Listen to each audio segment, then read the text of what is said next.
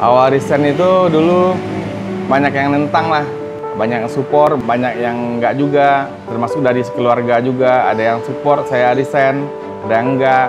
Begitu juga dengan pas awalnya buka Komil ini. Saya buka Komil itu memang dari dulunya itu memang dari gerobak kecil.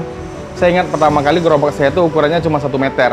Buat berdiri sendiri aja, kalau buat berdua nggak bisa. Dulu saya jualan itu kan di pinggir jalan, di atas trotoar. Emang ibaratnya tuh saya jualan itu lihat matahari dulu. Mau jualan lihat dulu matahari. Kalau ini kayaknya mau hujan, kalau mau hujan nggak jadi jualan. Kalau mungkin bagi kebanyakan orang itu hanya hal biasa. Sampai pencapaian terakhir membangun rumah walaupun dalam kondisi nyicil. Itu mulai dari awal saya bangun rumah, alhamdulillah bisa beli tanah.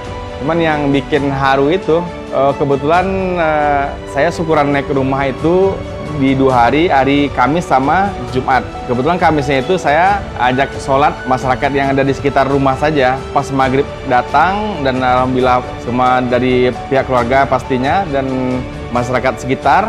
Pas begitu azan, orang udah pada rame di rumah. Dan akhirnya pas mau kamat pas sholat itu saya nggak tahu kenapa. Bawaannya tuh, saya ngerasa kok saya mau nangis ya? Kok saya mau nangis ya? Emang akhirnya memang setelah sampai rakaat kedua, mulai dari Allahu Akbar, sholat itu nggak tahu air mata tuh netes terus. Saya mikirnya, sampai saya merinding, sampai nangis. Mikirnya tuh, ya Allah, Ama sangat bersyukur sekali nih, ya Allah. Artinya memang, benar nggak ini orang sholat di rumah saya seramai ini? Benar nggak saya bikin rumah ini? Itu selalu yang bikin haru dari pencapaian akhir-akhir ini.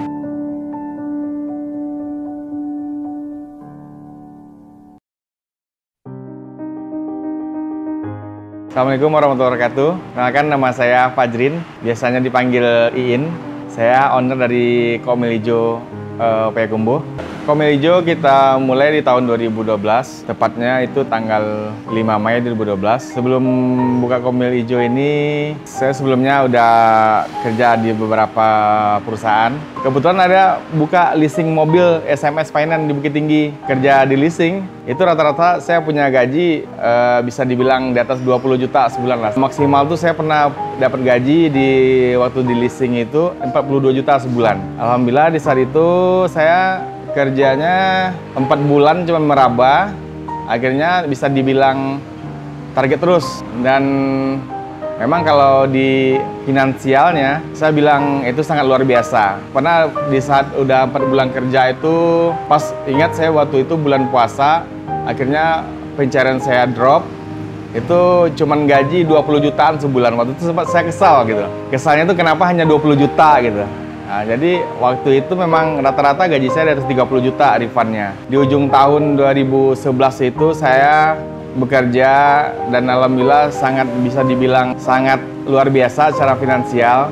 Di akhir 2011 itu saya kehilangan abang saya. Kebetulan abang saya di atas saya itu namanya Bang Rio. Setelah abang saya itu meninggal, saya ingat ceritanya begini, kalau pas abang saya meninggal, saya meninggalin leasing. Saya ada nasabah, punya nasabah, dia mau pelunasan. Itu dia udah hitung sama koleksen lebih kurang 8 juta. Karena kebetulan mereka nasabah ini nggak bisa ke kantor, dia titip sama saya. In, udah titip ini, udah titip pelunasan. Kemarin udah sempat tanya ke koleksen. Ya dah, nggak apa-apa dah. Itu pelunasannya 8 juta. Dia titip uang sama saya 8 juta. Kebetulan saya orang dalam, saya negosiasi sama koleksen. Itu saya bisa potong sampai 4 juta pelunasannya. Sisa 4 juta dong waktu itu.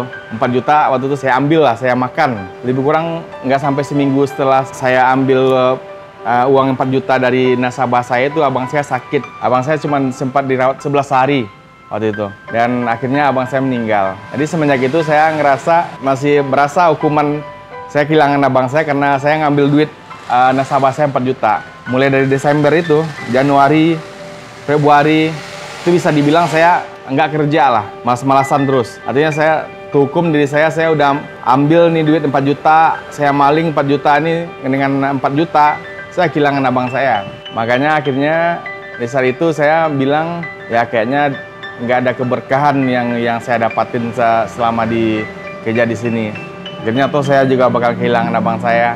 Januari, Februari, akhirnya di Maret, saya ingat tuh tanggal 6 Maret, saya resign dari leasing. Awal resign itu dulu banyak yang nentang lah, banyak yang support, banyak yang enggak juga, termasuk dari keluarga juga. Ada yang support saya resign, ada yang enggak. Saya ingat waktu itu, zaman waktu kerja itu kan bisa dibilang entertainnya tinggi lah.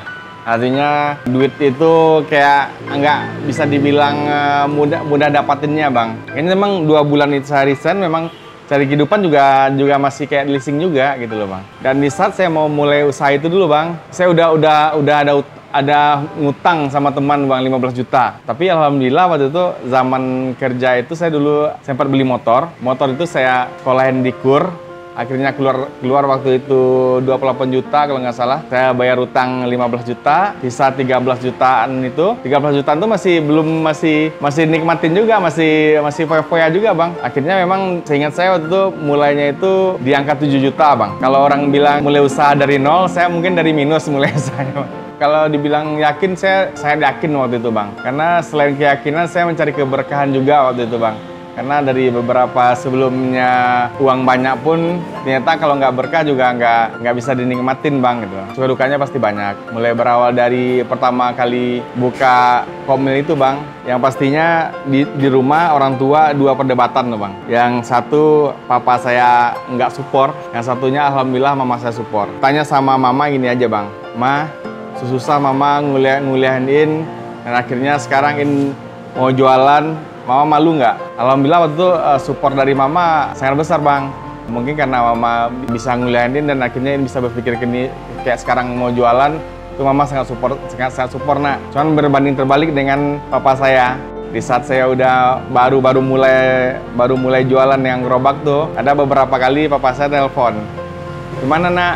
Di komil pak? Apa sekarang lagi sama teman nih, orang dinas pertanian, lagi ada honor nih, masuklah katanya. Sampai saya beberapa kali sempat saya nangis pulang sama mama, saya bilangin, ma, In nggak mau kerja, In mau jualan aja ma. Alhamdulillah sampai sekarang karena doa mama dan dukungan beliau, alhamdulillah bisa sampai saat sekarang ini jalan. Belum lagi untuk masalah dukanya juga cukup banyak. Dulu saya jualan itu kan di pinggir jalan di atas trotoar. Emang ibaratnya tuh saya jualan itu lihat matahari dulu. Mau jualan lihat dulu matahari. Kalau ini kayaknya mau hujan, kalau mau hujan nggak jadi jualan. Karena kita memang jualannya itu memang di trotoar gitu lah awalnya. Dan alhamdulillah begitu banyak lah cobaan-cobaannya, sampai diterpa badai juga pernah. Gerobak saya tuh di bawah angin kencang juga pernah.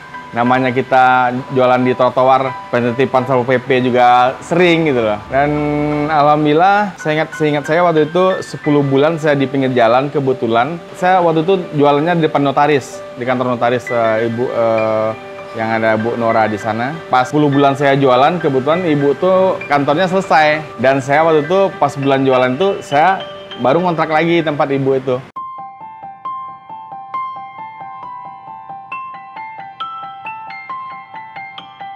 Motivasi buka Komil Ijo di tahun 2012 itu adalah memang saya itu memang dari korbannya antrian cappuccino cincau awalnya. Memang ada beberapa tempat cappuccino cincau yang lagi booming di Payakumbuh pas hari itu. Saya pribadi sempat 2 kali jadi korban antrian cappuccino cincau. Dan setelah saya rasain, kebetulan ada waktu itu di pasar sama di Kota Nampe ini. Lebih dari 20 menit saya jadi korban antriannya. Setelah saya coba ya kayaknya biasa aja gitu loh. Artinya kalau kayak gini pasti saya bakal bisa buka cappuccino cincau nih. Diskusi sama teman satu kuliahan dulu. Saya mau buka cappuccino cincau, gimana menurut lu gitu. Teman bilang ya nggak apa-apa, cappuccino cincau lagi di Padang juga lagi booming, itu bagus sih. Justru di Padang juga lagi boomingnya itu kopmil tuh ya. Kopmil apaan bro? Kopmil itu kopi dikasih Milo, dikasih susu katanya. Akhirnya memang setelah saya riset, akhirnya memang di awal dulu buka Komil Ijo itu memang cappuccino cincau dan Komil Ijo gitu loh. Dibilang kategori cepat sih bang. Saya bukanya itu di awal gerobak itu 10 bulan, langsung buka Komil yang awal itu. Setelah yang kondisinya tuh sering full, satu tahun dari kedai awal tuh saya langsung buka yang di Kota Nampe, yang di tempat sekarang ini. Lebih kurang 2 tahun sampai buka 2 cabang bang. Kalau untuk karyawan mungkin kalau udah gonta-ganti mungkin udah 100 lebih mungkin bang. Enggak, alhamdulillah Bang, yang bertahan pun sampai sekarang ada. Ya namanya kita bisa dibilang merekrut anak muda Bang. Begitu terlalu dikerasin juga nggak bisa. Kita agak pelan, mereka nggak kerja. Ya akhirnya memang kalau sampai sekarang seleksi alam juga sih Bang. Kalau untuk karyawan yang lama kita masih punya berapa orang dari sekarang nih. Udah ada yang 8 tahun sama kita udah ada. Alhamdulillah kalau untuk cabang kita sendiri, kalau Komil alhamdulillah ada 3 cabang. Yang pertama yang lokasi saat kita ini samping kantor DPRD, samping SD bertingkat, juga di Simpang Ibu Ranah. Alhamdulillah dari brand Komil ini juga ada menghasilkan beberapa brand lain, salah satunya Mimpi Ras Hijau. Alhamdulillah Mimpi Ras Hijau sekarang sudah ada 2 cabang, ada di Bungkus sama eksperimen karet Babe. Alhamdulillah kalau untuk pencapaian sendiri sejauh ini baik untuk orang tua, keluarga, bisa dibilang berkecukupan lah. Mulai dari dulunya tuh rumah orang tua yang belum selesai, alhamdulillah bisa kita selesaikan.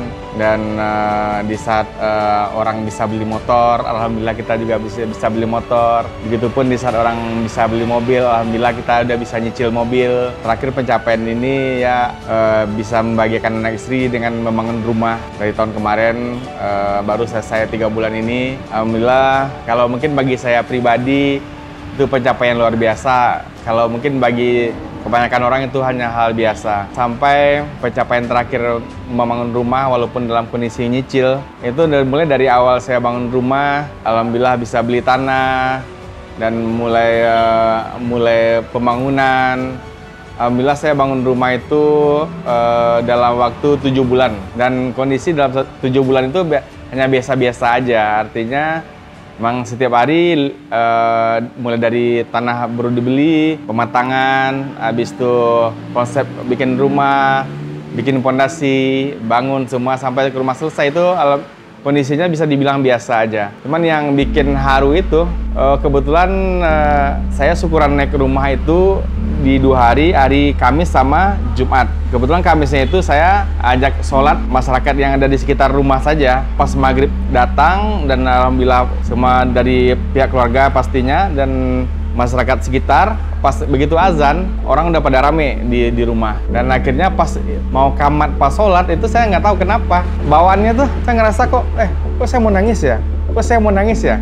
Emang akhirnya memang setelah sampai rakaat kedua, mulai dari Allahu Akbar, saya sholat itu nggak tahu air mata tuh netes terus. Saya mikirnya sampai saya merinding, sampai nangis. Mikirnya tuh ya Allah, mungkin ini sebuah amal sangat bersyukur sekali nih ya Allah. Nah, artinya memang benar nggak ini orang sholat di rumah saya seramai ini? Benar nggak saya bikin rumah ini? Itu selalu yang bikin haru dari pencapaian akhir-akhir ini. Kalau untuk kendala sendiri mungkin setiap pelaku usaha mungkin punya kendala masing-masing ya. Dan alhamdulillah kita kalau membuat kendala sendiri ada, dan alhamdulillah jalan keluarnya juga ada.